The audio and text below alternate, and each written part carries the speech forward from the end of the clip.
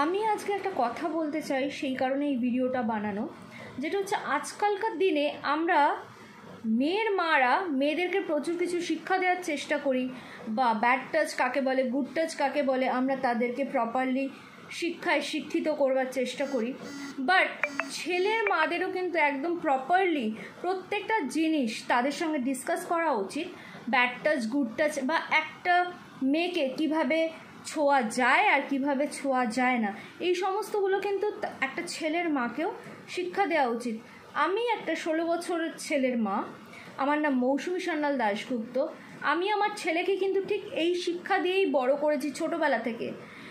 আমরা মায়েরা যদি বাচ্চাকে প্রপারলি সব কিছু বলি, ডিসকাস করি, যেসব সম্বন্ধে, যেসব জানার জন্য তাদের অধীর আগ্রহ থাকে বা কিউরিসিটি থাকে বিভিন্ন রকমের, যে এটা কেন বা এটা কি, সেটা কিন্তু তাকে তখনই বলা উচিত। এই যে কিউরিসিটিটা যদি প্যারেন্টরা না বলতে পারে, তাহলে সেখান থেকেই তাদের কিন্তু অন্যদের সঙ্গে ডিসকাস শুরু হয়, এবং সেই ডিসকাশন থেকেই কিন্তু একটা খারাপ পথে যাওয়ার একটা টেন্ডেন্সি থাকে।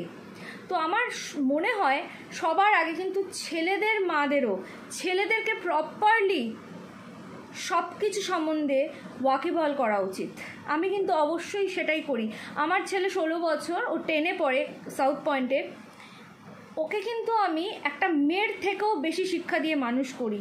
মানে এটা নয়, তার মানে আমি এটা বলতে চাইছি না একটা মেয়ে যেরকম মায়েরা মেয়েদেরকে যে শিক্ষা দেয়, এটা করতে হবে, বাড়ির কাজ সকাল থেকে রাত অবধি মাকে হেল্প করা, বাড়ির বিভিন্ন রকম কাজ করা, আমি কিন্তু আমার ছেলেকে সেই শিক্ষা দিয়ে বড় করেছি। ও কিন্তু এখন অবধি সমস্ত ক্লাস 10-এ পড়ে, ও সব রান্না করতে পারে মোটামুটি, আর বাড়ির ঘর গোছানো। এর মানে এ না ছেলেটা কি মেয়ে হয়ে যাবে, মেলি ছেলে হয়ে যাবে, একদমই না, একদমই না। আমি আমার প্রফেশনের জন্য যদি আমি রাত করে বাড়ি ফিরি, আমার ছেলে কিন্তু আমাকে খাওয়ারটা সার্ভ করে দিতে পারে। একটা মেয়ে যেরকম পারে, আমার ছেলে কিন্তু পারে। আর একটা কথা বলি, বাচ্চা বয়সে যখন আমরা প্যারেন্টিংটা যদি ঠিকঠাক না করি, এই যে অ্যাবিউজিং, মলেস্ট্রেশন, এগুলো কিন্তু ছোটোবেলা থেকে একটা মেয়ের সাথে একটা ছেলেকেও শিক্ষা দেওয়া উচিত। আর ছেলেকে সেইভাবেই বড় করা উচিত যাতে একটা অন্য মেয়েকে যেন সে সম্মান করতে পারে। ওই সম্মানটা কিন্তু সে প্রথম থেকে, বাড়ি থেকে, ঘর থেকে, তার মা থেকে, তার বোন থেকে স্টার্ট করতে হবে। ক্রমাগত অসৎ সঙ্গে যদি মেশে, একটা বাজে ছেলের সাথে যদি মেশে, বা একটা যদি গ্রুপের মধ্যে পড়ে যায়, তখন কিন্তু বিভিন্ন রকম কিছু নিয়ে ডিসকাশন হয়, সেই থেকেই কিন্তু অপরাধবোধ জন্ম নেয়। সব থেকে বড় কথা, বাবা মা যদি তার সন্তানের সঙ্গে, মেয়ে কিংবা ছেলে, এইটা না দেখে সব কিছু আলোচনা করতে পারে, তাহলে সেই সন্তান কিন্তু কখনো কুসন্তান হতে পারে না। তাদের মনের মধ্যে কিন্তু এই অপরাধ প্রবণতা হতে পারে না। আমার ছেলে ক্রিকেট ম্যাচ খেলা দেখাকালীন বারবার কন্ডোমের অ্যাড আসতো। আমাকে জিজ্ঞেস করেছিল যে এটা কী মা। আমি কিন্তু তাকে কোনো কথা এদিকে ওদিকে ঘুরিয়ে বলিনি, উত্তরটা কিন্তু আমি দিয়েছিলাম, যেটা ফ্যামিলি প্ল্যানিংয়ের জন্য কাজে লাগে। বাচ্চাকে না কোনো কিছু লুকাবেন না।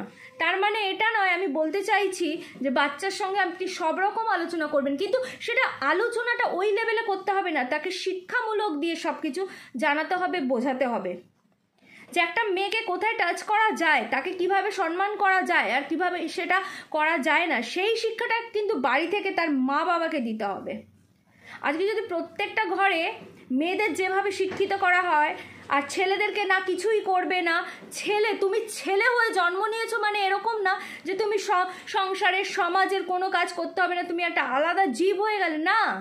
আপনি মেয়েকে যা যা শিক্ষা দিচ্ছেন, আপনি ছেলেকেও ঠিক সেই শিক্ষায় শিক্ষিত করুন, দেখবেন তাহলে কিন্তু আগামী প্রজন্ম না এই এত মলেস্ট্রেশন, এত রেপ, এইগুলো কিন্তু অনেক কম ঘটবে। ছেলেকেও সঠিক শিক্ষায় বড় করা উচিত প্রত্যেকটি বাবা মার। মূল্যবোধ ছোটোবেলা থেকে হয়। মূল্যবোধ কিন্তু হঠাৎ করে কিন্তু জন্মায় না, মূল্যবোধটা ছোটোবেলা থেকে দিতে হয়। আবেগ, মূল্যবোধ, এগুলো কিন্তু বড়োবেলায় তৈরি হয় না। ছোটোবেলায় সন্তানকে সেভাবে শিক্ষিত করুন, ছেলে মেয়ে নির্বিশেষে একরকমভাবে মানুষ করুন, যাতে এই ভবিষ্যতের প্রজন্ম এই সিচুয়েশন ফেস না করতে হয়।